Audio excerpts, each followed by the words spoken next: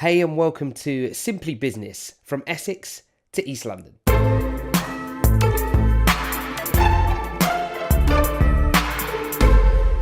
On this episode, we have Ozana Giusca, business consultant from ozanagiusca.com. Okay, let's start. So we're going to jump straight in. Before I find out anything about you, before you tell everyone who's listening your name or anything, we're going to jump straight into some questions, okay? Okay, so these are a bit trivia questions, but okay, are Jaffa cakes a biscuit or a cake? Sorry. Okay. I'm lost. I thought there were questions about business. They are going to be, but this is just a warm-up, quick-fire questions, all right? Okay, say it They again. will be about business, I promise. After the first 8, they'll be all about business. But this is just for people to get to know some bits and pieces, that's all. Is Jaffa cake a biscuit or a cake? A biscuit? Okay. Tea or coffee? What's your favourite? Tea. Instagram or Snapchat? That's tricky. None. None. Okay. Pepsi or Coke? None. Mac or PC? So Apple. Mac. Okay, Mac. Winter or summer? Both. Cats or Both. dogs? Sorry? Cats or dogs? Dogs. If you could have one superpower, what would it be? Superpower would be to influence more people to change themselves for their better life. Nice. What is your least favorite chore? Ironing. I never do. There you go. That's it. Okay, that's it. That's your quick fire questions. Okay, so Ozana, can you tell the listeners, whoever's listening to this podcast, whoever's watching it, a little bit about yourself, where you're from, what your hobbies are, an overview of all about you? Okay, I was born in Romania and I live in England now, in London. I moved to London in 1999 to do an MBA at CAS Business School. And now 15 years later, I became an advisor to CAS Business School. Nice. My passion is business. I've been doing all sorts of trades when I was little. And then I've had different businesses as I grew up, from importing clothes from China and Thailand and Turkey into Romania. Also bringing cars from Germany into Romania, also selling different biscuits and nuts and butters and whatever. Nice. Through different retailers in Romania as well. And I've had my consulting company after my MBA. So basically after my MBA, I did a bit of city job, investment banking and private equity. And then I decided to go on my own and I set up my consulting company, which gave me the life I wanted. Nice. It was wonderful for a few good years, like really traveling around the world and spending a month in Canada, a month in Australia, a month in the US, doing what I wanted, partying a lot. At the time, it was very interesting and fun. Dating a lot as well, looking for Mr. Right for 7 years in London. And 2008 brought me back to reality, with a non-official bankruptcy, where all my deals, all my transactions, we were doing M&A advisory and fundraising and also bridging between England and Romania. Everything stopped because of the crisis, because the banks stopped lending. And I saw myself laying off my team, which was like my family. And that was a really tough decision, but I had no choice. Of course. That's the time when I had to go back to Romania and live in the office, in one room in the office. I rented out my posh flat in London, in Hyde Park, because I couldn't pay the mortgage anymore. Okay. And I found myself getting food from my dad. And that's not as difficult as it is to accept that my dad was the role model for me, is the person that I wanted to impress the most, is the person that gave me the drive to work hard and want to achieve things. Yeah. And the fact that I had to go back to that person that I wanted to impress and ask for food was a pain. Of course, yeah. And whilst I was kind of in exile, not knowing what to do, I got an email, an invite to National Achievers Congress back in London. So I used my credit card, and I stayed with a friend in London, attended the National Achievers Congress. Then I invested in business mastery with Tony Robbins. And that's when I realized that even though I had been an entrepreneur for so many years, I had done business strategies and had raised 150 million in funding, achieved quite a bit for my age at the time, I only knew like 5% of what a successful entrepreneur actually needs to know, even though I thought I knew it all. Nice. Yeah. And that's when I realized that I didn't want to do that business anymore. I wanted to take all those strategies and much more, then I researched much more on business in general, and give them to other small businesses which were struggling or not doing exactly the right thing, same as I did with my consulting company. Okay, so we're probably at the point now for the next question, which is, so how did you come up with the idea to get into the business you're in now? So what was the moment? What was the idea? Yeah. Well, because I thought, okay, these strategies are wonderful, and I want to give them to as many companies as possible, small business owners, but how do I do it? I'm not an academic person, and I don't really like to read much. Okay. So I wanted, even though I wrote a book with 101 tactics and the book became a bestseller on Amazon, I wanted to give them in an interactive way. So I designed different tools, and then I put a platform underneath those tools. And I said to the world, okay, hey guys, small business owners, entrepreneurs, get these tools to take your business to the next level. And that was launched in Silicon Valley, and where I stayed a month. And when I left London for Silicon Valley, I expected to come back with funding, with clients, and with a lot of, wow, congratulations, well done. What happened was that I came back with loads of shoes and business cards, which led me nowhere. Okay. And I realized that the business model was wrong, the product was wrong, the strategy was wrong, the packaging was wrong, the target was wrong, the messages, everything was wrong. So that platform that I had invested like 100K to build was in the bin. So starting from scratch again.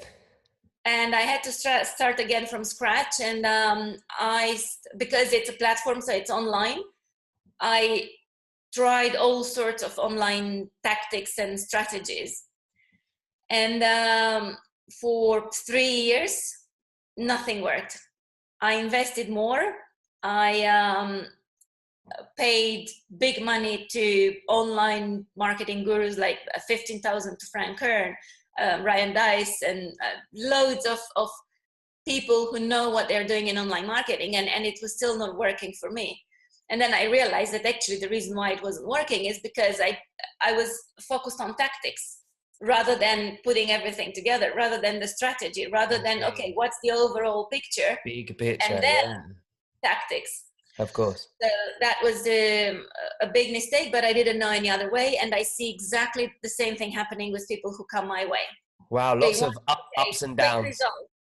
Quick results with email marketing, quick results with a website, and they don't work because there are other bits in the business that you need to figure out before those things work. Yeah, definitely. And obviously now you've got the benefit of having been through that experience as well as understanding the bigger picture. So, you've been through the downs to appreciate the ups. And obviously now you're in a position to pass that on to, like you said, other businesses and other people to help them. Exactly. And that's why people come to me now, because it's all very practical and pragmatic. And not because I know what to do, because it's a lot of information on what to do online, but because I know what not to do and how to do and how not to do it. That's key. So what point is your business at right now? So you talked about how you got to the business and how you came up with the idea and how that all stems and has grown. And what point is your business at now? Right now, we are offering DIY type tools. So you buy off the shelf something for relatively little money. We also do a lot, and that's where I focus the most at the moment. We do a lot of boot camps and workshops where we work together over 2 days. These are the most effective. And we also do services for online marketing. But I see that the best results and the best way forward for everyone is to join this it's like group consulting, delivered in a systematic way. It's different boot camps, 2-day events where we work on specific things. And then in few months, my clients understand the whole business from different angles, and they finally can get proper results, and they can scale. Because my focus is not on one sale. My focus is on building the business and the structure in a way that makes sense. It's solid and it can be scaled. Yeah, that makes it. What? Tell the people where are you based with these 2-day workshops? Where can they find out more information about? So everything is on my website. It's ozanagiusca.com, Giusca. I know British spell it differently. So it's ozanagiusca.com. I do them online. I do them in London, and I do them in Romania as well. Amazing. Okay, so moving on, and we're focusing more on kind of your now. So we've done the build up to, which has been amazing, of where you've gone, what you've done, and how you've got to where you are. So it's now more about right now, where the business is, and kind of community and creativity. So how do you, or have you interacted and engaged with your local community through your business recently? So what things are you doing to engage and interact with where, you know, the community and where you live, or, you know, the Londoners, where you hold your 2-day workshops? What things are you doing to engage with those people? I do a lot of events myself. So a 3-hour masterclass or 1-day event. Some are free, some are for like very, very little money. Anybody can afford. It's just to not to filter the people who really want, who are keen, but they are almost like free. I do a lot of talks as well at different business events which are organized in my area as well as in other areas in London. I do a lot of webinars online as well. And what I'm doing right now is a trip in Danube Delta, which is open to anyone who's following me, or clients or friends or anyone that wants to come. Is just, okay, let's hang out for 4 days, enjoy the sunshine, enjoy the nature, the weather, and explore the Danube Delta, which is unique in the whole Europe. Sounds great. Yeah. And what, so what can people who live more locally to you do to find out about you? So obviously there's your website, that's great. But if they want to know more about where you're talking, or come and see you where you talk, is it everything on your website, or do you do things where you go into different places more locally? All my events, everything that we organize as a company is listed on my website, and it's always updated. And for other talks, we publish them on social media, and we also inform my audience, so my subscribers, via an email. Great. Yeah. So for you, and this is an important topic for me, because I'm all about creativity and innovation. So I really want to find out about how you inject creativity and innovation into what you do. So how important do you think creativity is for your business, and what type of things do you do to stay and get creative? Well, I believe creativity and innovation, they're both equally important for any business, not just mine. And the reason why I'm saying this is because the world is changing very, very fast at the moment. And things that worked yesterday or the day before, they just don't work today. So you need to be on top of things all the time, and constantly and react, and even anticipate what's going to happen next. If you don't do this, it's very likely that a business will eventually lose momentum, lose clients, because clients buy differently these days. So you've got to serve them the way they want to be served, not the way you used to serve them. Of course. And what type of things are you doing to stay creative? We personally within constantly your have business? meetings. Well, so first of all, I observe what's happening. Yeah, I am part of different groups and masterminds, and I go every year. I go to San Diego, somewhere in California, to get the latest information on business. Wow. So this year I went to Traffic and Conversion Summit.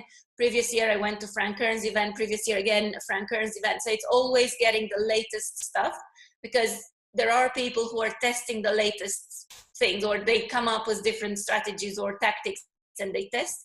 And I'm always there because I like the new things, and I want to be part of people bringing into Europe the latest things as well. So I test a lot, and I'm curious, and sometimes I do my own tests. And I give you an example. I went to India last year for a wedding, so it was a complete personal trip. Yeah. And I said, well, since I'm going to India, why not do an event for the Indian business owners? Amazing. So preparing for that talk, I was like, okay, I know nothing about Indians, right? I have few clients, but I don't know who they are. I don't know anything. They just bought online automatically. And I did, okay, let me try 2 topics on webinars. And the results of those 2 topics were disastrous. Oh. It cost me more to get someone to attend the webinar than to attend from India than from London, which is ridiculous, because Indians have a lower purchasing power, and of course they would not buy or spend as much as a British person. So based on that test, I was like, okay, it's a no-go. I'm not going to do any event. But then I said, you know what? Let me go all the way through. Let me test if it's, I can't remember exactly, but if it's so much to get one person to attend a webinar, let's see how much more it costs to attend a live event. So I didn't want to do an event. I was like, okay, no go. But let's just see how much those registrations cost us. And guess what? They cost much less. I was going to say, you got a better result than the webinar, which is exactly the opposite in our world here in Western Europe. Of course. And then I did the event because it made sense with those numbers. And funny enough, I realized only when I went to India that Indians don't have reliable internet. And that's why they don't want the webinars, but they are still interested in business stuff, and they came to my live event. I see. So coming to the live event obviously takes away that internet issue, so that they know what they're investing in, they're actually going to get, and not going to cut out halfway through. Also demonstrating that by trial and error. So one thing I'm always pushing with creativity is that you have to try things, and sometimes what you initially see as a failure is a learning that will grow to be a success. And sometimes you have to iterate on them different failures to get to your success anyway. So initially, like you said, it didn't quite work, but actually just trying and then evolving that. And like you said, if you had just stopped there, you never would have found out the next bit. So it was about trial and error and getting to that next phase. So that's a really good message. Yeah, exactly. And I encourage anyone to try and test and learn from those tests, and then adjust and then carry on. Can you tell the listeners something you are currently struggling with, or something that you are finding difficult, or that you is a little bit harder work for you, or something that doesn't come natural to you? Well, there are 2 questions. One is, what doesn't come natural to me is to to fluff around, to go into stories, into emotions, into blah, blah, blah, discussions, just for the sake of the discussion. Okay. But I know some people want that kind of thing. Yeah, definitely. So I'm actually getting training for myself to insert that, first of all, to accept them in my mind. Of course. And then to insert that kind of thing into what I do, into my communication. Okay. So that is at personal level. Now, at business level, the struggle at the moment, what we find is that people are less responsive to our ads and our activity online than they were before. So it's harder to get someone to download a lead magnet, to register for a webinar, to attend an event. than it was before. Okay. So, Is there any reason, any discovery and reasons why you think that might be, or is it just saturation of so much going on now, a flood of content? Is that what the problem is, or seems to be? It is, yeah. It is flood of content. It is flood of events. It is flood of everything, and it's also flood of average or below average expertise, if I can. Okay. Yeah, I see that. Yeah. Okay. So people are fed up with going to an event or attending a webinar to find out that it's just a sales event, a sales pitch across the board, or giving to basic stuff, or giving stuff that doesn't work anymore. So people are more cautious with their time, how they invest their time. And if you're not very well known for going straight to the point and giving the right thing, if people don't know that that's how we are, then they are just like another one. Of course. So everything gets blurred and blends, and then they just stop investing rather than actually investing in one that they might not know so much about, for example. Well, going back to a lot of people make promises and then they don't deliver according to the promise. Of course, yeah. Trying to set a higher expectation and then can't deliver. I get that. Well, going back to your previous point about when you said about the story part. So I'm big on story and emotion. So would you say that when you're communicating, you just take a more direct approach? So you just tell the facts as it is? Is that what you mean? That's how my natural me is. Okay, yes. yeah. And obviously you understand that there is a potential need for storytelling or connecting with emotion because people want to hear that or see that or do that. Yeah. I see. Nice, thank you. What would you like to see done more in the community and in general for businesses? So again, when I'd say community, I mean locally. What would you like to be seen to be done more locally in the community to support businesses of all sizes?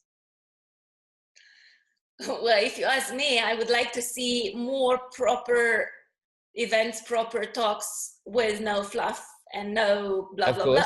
Yeah. Nice. Of course. Yeah. And is there something a better selection of speakers based on the target as well? So rather than having a mixed target audience, people starting up, people having already multi-million business, and having speakers cater for everyone, I'd rather see, okay, this event is for established businesses, they've already done 1 million, and we go with specific tactics and strategies for people who have already done 1 million. This event is for people starting, so we go with the basics rather than mixing and matching. And then so the speakers are more focused. The speakers are more focused at event, and it's for potentially a more niche market, but that's okay because you at least be getting value in that niche. Yeah, as well. Yeah, and it makes sense. And it's also a selection of speakers that have been through the challenges that they talk about or they solve, because a lot of people just talk from non-experience, just hear somebody else say something and they say, oh look, you can do this XYZ, but have you actually done XYZ? And they haven't, and then practically actually been through it. And then they mislead the audience, and then they think it's easy. They think whatever is presented there can be done in 2 clicks, and it's not true. What more do you think that the people in the community, so not the community this time, but actually the people in the community can do, and businesses in the community can do more to help each other? When they say they do something, to actually do it. Agree. I definitely agree with that one. And if they are not 100% committed to something, then they just better say, sorry, it's not for me from the very beginning. Because I see a lot of people starting something, either a partnership or a discussion or an event or whatever, and then it doesn't finish, it doesn't go through until the end because one party is not as keen as the other. So why waste time in doing it halfway through?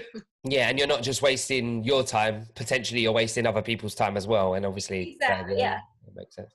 At the minute, what are you finding is the most successful way for you to advertise your business, the most effective for you? For us, it's Facebook ads. Facebook ads is all the way, yeah? 100%. Nice. All the way. Yeah. Great. What do you think is the most unique thing about your business? What's unique is that we look at both business model strategy and thinking and execution and implementation as well.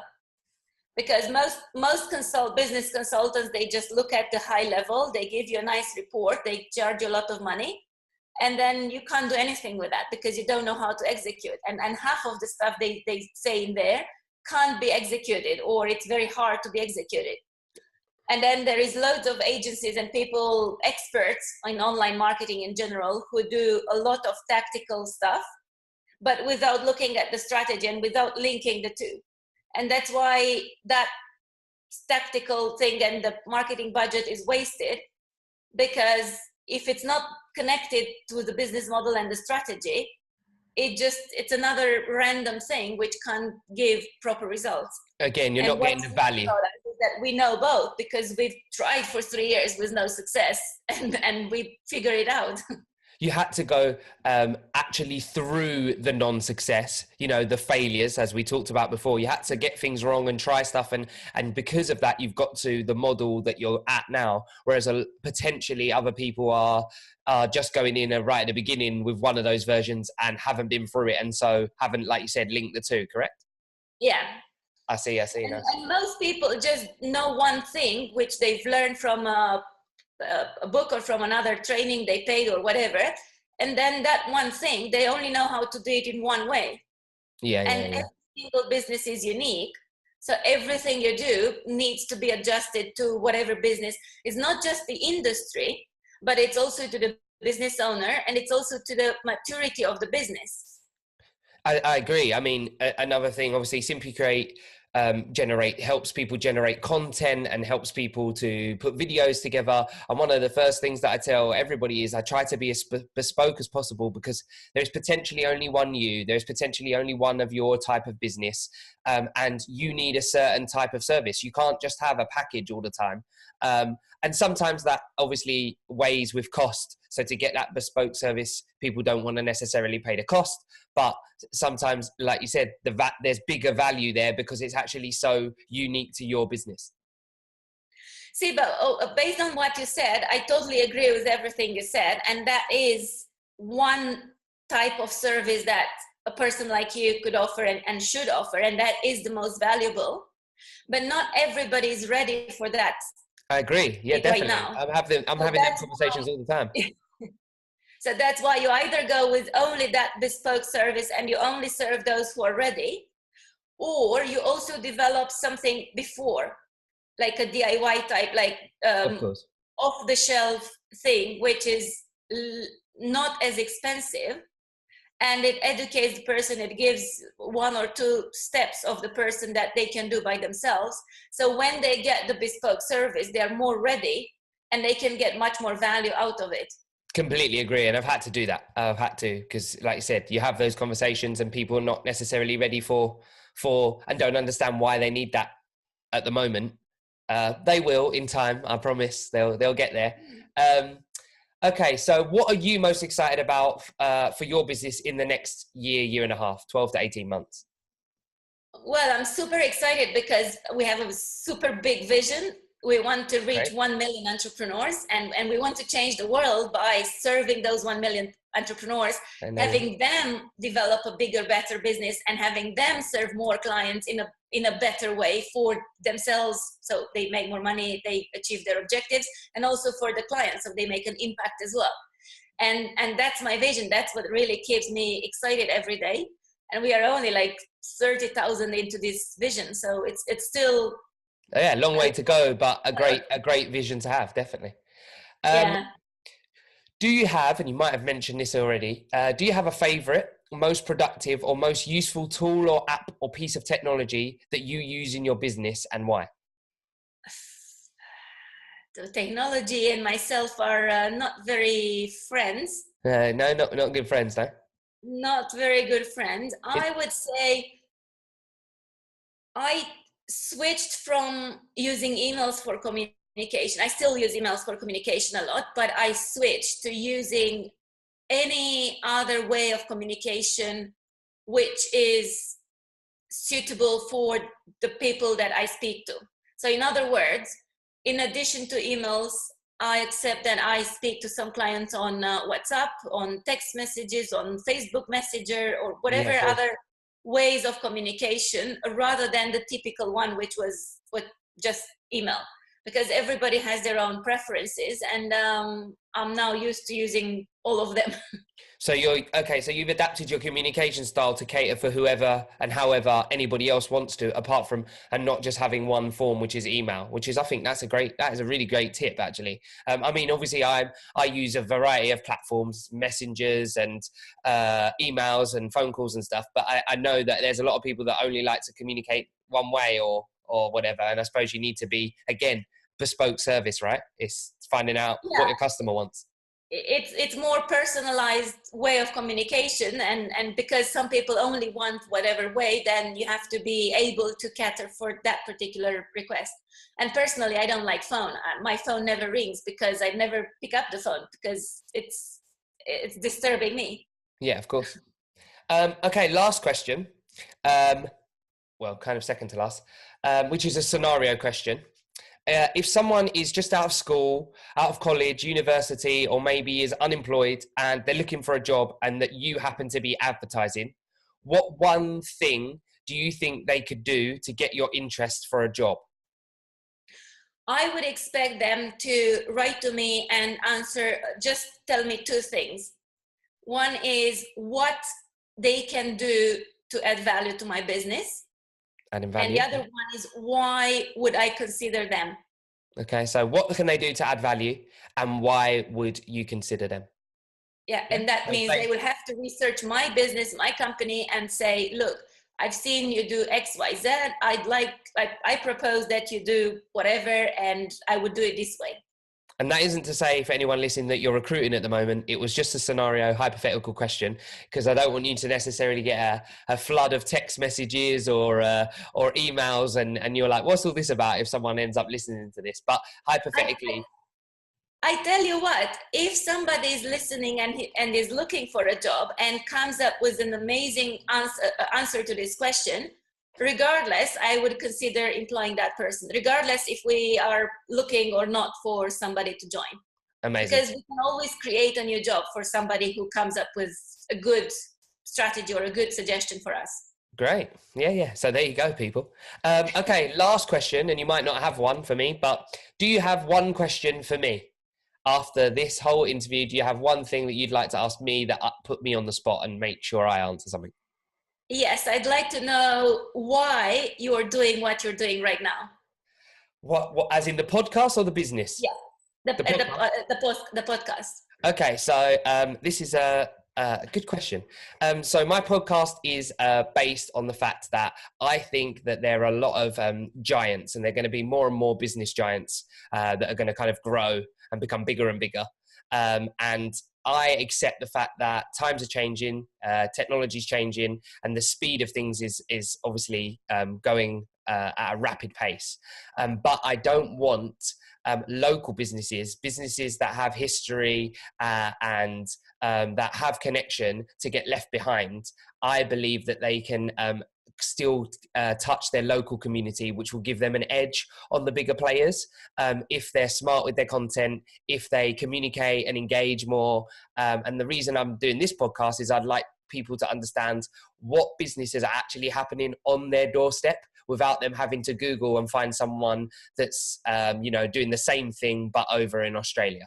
So I want to try and hone all those people that have these, entrepreneurial aspirations, or just want to find a new local hairdressers, but don't know where to, look. I want to give those people, those businesses, a chance to come on a podcast, sell themselves and their business, but also create a connection and a personality for people to invest in. Super. I love your why, and actually we are aligned with why we're doing things, because my reason for doing this is that I believe that it's the small businesses who can change the world. because we care for our communities and our people, and really not just our clients and our money, but also the environment and our kids and what's happening around us. Of course, yeah. That's why I want to give power to the small businesses as well, because Great. it's good for the society. And my mission is to kind of counterbalance, so move the power from the giants to the small guys to get them bigger. Of course, yeah. And yes, the thing, you want the small businesses to grow, yeah, definitely, and local businesses. But it's just a shame sometimes that there's, the thing that you're looking for actually exists down the end of your road or around the corner, and instead you miss it and you end up going to Amazon, or you end up going, and that's sometimes a shame, because there's a lot of expertise just up the road that you're missing out on. So I want to try and help people to communicate that expertise in a local way. So I understand that not everybody would listen to this kind of podcast. I mean, you're going to have to be interested in business, and you're probably going to have to live in the Essex or East London area, but I'm hoping there's enough people out there that might want to do that. Super, very, very nice. I love it. Excellent. Well, thank you very much for your time, Ozana. Thank you as well for inviting me, and I hope I inspire your community, and I hope they'll grow their smarter business, as I call it, Definitely. and achieve their objectives faster. Good luck with everything you're doing. Hopefully we'll stay in contact, and we'll have you back on maybe in that year's time to see how that vision's going on with your million entrepreneurs. Super. Good luck to you too. Thank you for listening to the podcast. We hope you enjoyed it. Please make sure you subscribe to the channel, leave a review, and any comments with any feedback would be much appreciated.